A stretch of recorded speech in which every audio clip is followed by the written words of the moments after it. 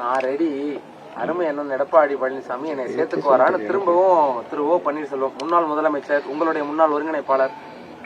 சரி, இது நீ இது என்னன்னா ஊடுசால் ஓட்டுறாரு. நான் என்ன சொல்றேன், நான் இதை பற்றி கேட்கிறேன். அவர் கேட்கறது யார்கிட்ட கேட்கணும்? நான் சொல்ற கேளுங்க, யார்கிட்ட கேட்கணும்? அவர் எப்படி கேட்கணும்? ஊடகம் மூலமா கேட்பாங்க, இன்னொருத்தர் மூலமா கேட்பாங்க. ஒரு கட்சியில சேர்த்துக்கிற இவர் கட்சியில இவரெல்லாம் ஒருங்கிணைப்பாளர் இருந்திருக்காரு, முதலமைச்சரா இருந்தது.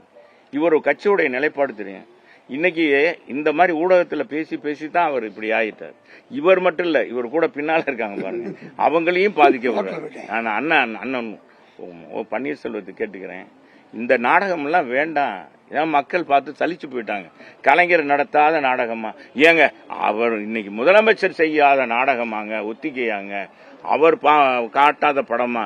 இவர் புதுசா காமிக்க போறாரு. நீங்க அதெல்லாம் விடுங்க, மத்தது என்ன சொல்லுங்க.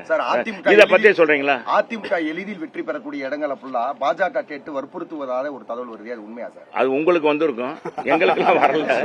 அவருக்கு வந்திருக்கு போல இருக்கு, அவர் அதனால அதை கேட்கிறார். இவருக்குன்னு தனியா மோடிஜி சொல்லி, அமித்ஷா சொல்லி, நான் என்ன சொல்லியிருக்கேன், அது நேரம் இவருக்கு சொல்லிட்டாரு போல.